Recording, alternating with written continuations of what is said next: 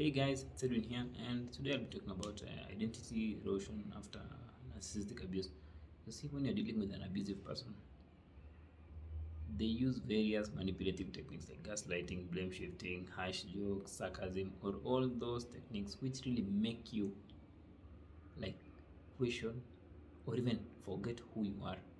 When I say who you are here, like you might find yourself not dropping all your preferences. You might find yourself like leaving all your hobbies. You get to this point where you don't really understand your sense of self. You don't even understand your values anymore. You don't understand your beliefs. Like they've really emotionally abused you to the point where you don't even know anymore who you are. You get to the point where you might even, for example, you might change your dressing style. Let's say you used to wear some certain dress in the past, but you might get to the point where you are even changing what you wear. You are doing something else, which deep inside you just know that this is not me. So, what are some of the aspects of this identity erosion? The first aspect is self doubt. See, being in that relationship, actually, you get to the point where you doubt your own judgments, you doubt yourself so much because they make you doubt yourself so that they can control your life. They will not really empower you to be an autonomous human being or to make your own decisions. No, they'll make you doubt yourself. They'll make you doubt your sense of reality so that you can become dependent on them. Because the moment you become dependent on them for validation and for approval, it will mean that you'll always be doing things they want. You'll be always changing that dress. You'll be always uh, just doing something to provide for their needs. So that is the first aspect of identity erosion. The second aspect is low self-esteem. So a toxic relationship is a place where someone demeans you, belittles you, criticizes you for everything you do.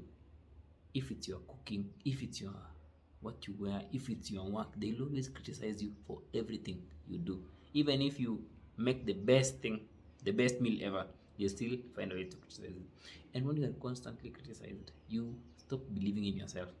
You stop believing in your ability to do great things. You stop believing in your ability to even feel that you have value in this world, like you are providing value. So you get to the point where you feel so valueless, to the point where you even feel that you don't need to, you don't deserve to live, because that's what they do. They want you to stoop so low to the point where you cannot really stand up as an autonomous human being. That's how your identity is being eroded. The second thing is loss of personal boundaries. So you feel that your identity has been eroded because you don't even know your boundaries. You don't even know what you're not supposed to tolerate from the other person. It can be sexually, it can be with money, everything. Like they really crossed the line so much to the point where you don't even know who you are. You don't even know that you are being taken advantage of. You don't even know what's within your control. You don't even know what you're not supposed to tolerate from the other person. Like you don't even know where the other person ends and where you begin. Like you get to this point, you don't have any boundaries. They've really crossed it so much to the point where you don't understand your preferences. You don't understand your values. If it was those religious beliefs, you've really dropped them. Let's say you stopped going to church, and maybe that was something which was a non-negotiable for you in the beginning. Like, no, you can't drive me away from going to church or meeting my friends. But because they've abused you so much, because they've belittled you so much, you get to the point where all those things you've thrown out, you don't even know, or you don't even do them anymore. They've just violated who you are. The other thing which you might experience also is confusion, like identity confusion. You feel that it's like one time you feel you are an abusive person, the other time you're feeling you are a good person. Like they've really made you feel so negative about life. They've really made you angry. They've provoked you. As I talked in the past, like you might think that you are the abusive one because they provoked you to react. They provoked you to react. They've also called you those names, like they've called you toxic and everything. So you don't even know. You're so confused about your identity. You are even confused about your preferences. You don't even know what you like anymore. You don't even know your interest anymore. You don't even know like just how to carry yourself in life because they've just done this. They've just verbally abused you for a very long time. The last thing actually is dissociation and emotional numbness. So during the course of the relationship, of course, you really like suppressed some of your emotions so that you cannot, let's say, upset them, or so that you could not feel any pain. Because in these kinds of relationship, you feel some deep emotional pain, like stress, to the point where the only way or the only thing you can do to survive is to suppress those emotions.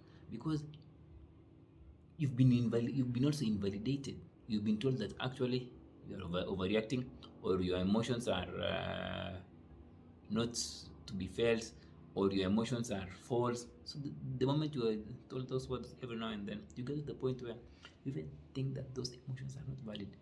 So experiencing anger is not valid, experiencing stress is not valid. So when you get to this point, you suppress those emotions.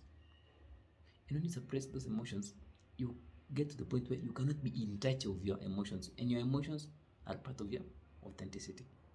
So when you suppress those emotions, you'll feel that there is a disconnect between who you are now, how you view yourself now, and who you are supposed, and your authentic self. So when there's this disconnect, you will zone out, like you don't even know, you don't even feel pleasure anymore. Like let's say after you leave the relationship, you don't feel the pleasure you used to feel before the relationship.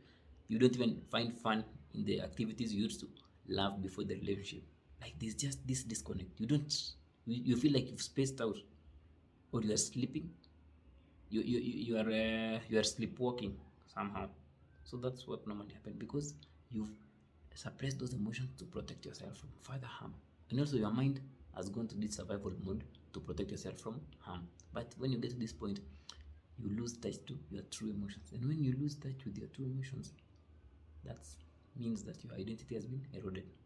So those are just some of the aspects, like your identity. You feel that your identity is eroded, or you feel that you don't know who you are anymore because of your low self-esteem, of your loss of personal boundaries, of your self-doubt, of your identity confusion, and also of your emotional numbness or dissociation.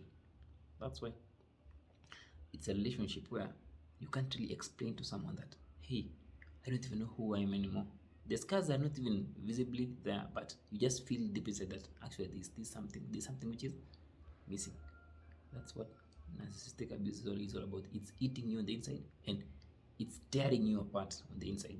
It's like killing you on the inside, in quotes. That's why when you get out, understand that all those things you are feeling are just manifestations of what you went through in the past. And the best place for you to start is to just understand it first, that you are not insane for feeling that way. They just made you to feel that way. They just manipulated you to feel that way. They just abused you to feel that way. And the first place to start with, always seek help to work on those negative beliefs you develop because of your past experiences, of those false identities you develop because of what they put you through. So, hope you found that informative, guys. Like, you might feel you don't know who you are because of what you went through in the past, but working on yourself is getting to the point where you are in alignment with your authentic self. So the authentic self now is who you are. Until next time, have a wonderful day.